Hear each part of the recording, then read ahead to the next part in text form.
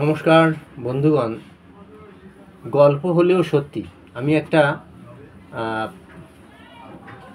গল্পের মাধ্যমে আমি একটা কথা আপনাদের বলতে চাই। সেটা হলো কি, একটা এলাকায় বহু মানুষ মদের নেশায় আসক্ত, তারা মদ খায়। তো আমি জিজ্ঞেস করলাম, তোমরা কতটা মদ খাও? বলে, ওইসব আমরা জানি না ডাক্তারবাবু, আমরা সুভাষে শান্তক, আমরা মদ ছাড়া চলতে পারি না, আমরা কাজকর্ম করতে পারি না, আমরা মদ না হলে আমাদের চলে না, আমরা মদ খাবই। বলে, মদ খেলে কত তোমাদের ক্ষতি হচ্ছে জানো? ওইসব আমরা কিছু বুঝি না। বলে, ঠিক আছে, তাহলে তোমরা এক কাজ করো। বলে, কি?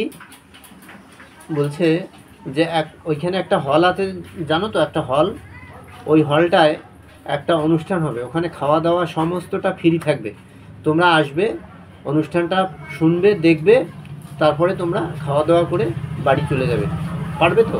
বলে, হ্যাঁ, সবাই মিলে আমরা চলে আসবো ডাক্তার সাহেব, আপনি বলছেন যখন আমরা সবাই মিলে চলে আসবো।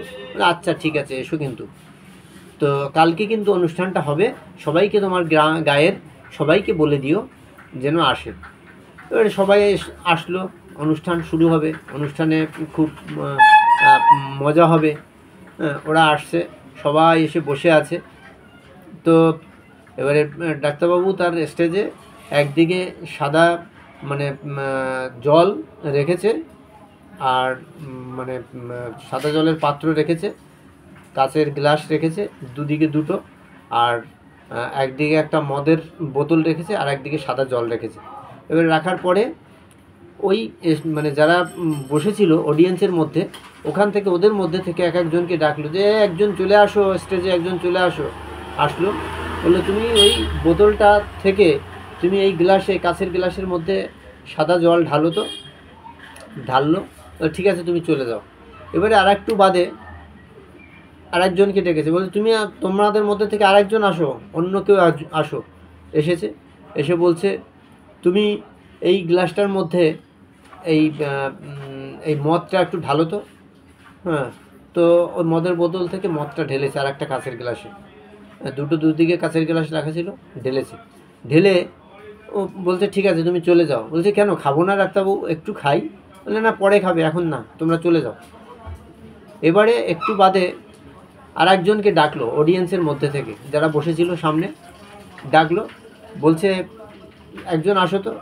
এলো, তুমি ওখান থেকে ওই দেখো কিছু কেঁচো রাখা আছে, ওই কেঁচোগুলো দেখো কেমন নড়াচড়া করছে, তো তিরবির তিরবির করছে, ওখান থেকে কিছু কেঁচো এই সাদা গ্লাস জলের মধ্যে দাও তো। দিল, দেওয়ার পরে বলছে, তুমি চলে যাও। গেল।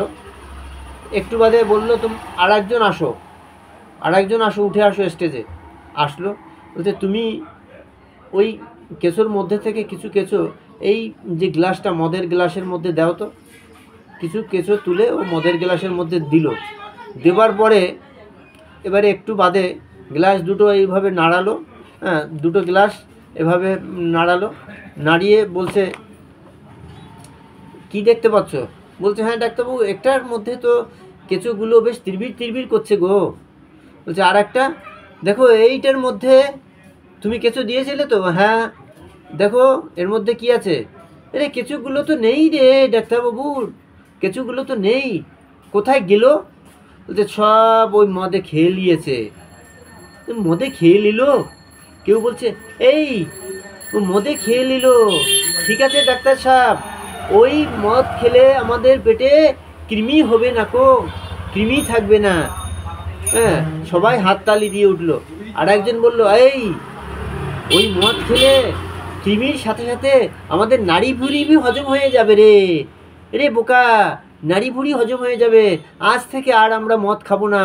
আর ডাক্তার সাহেব, নমস্কার নমস্কার, আজ থেকে আর আমরা মদ খাবো না। এইভাবে মদের নেশা ছাড়ালো। ধন্যবাদ।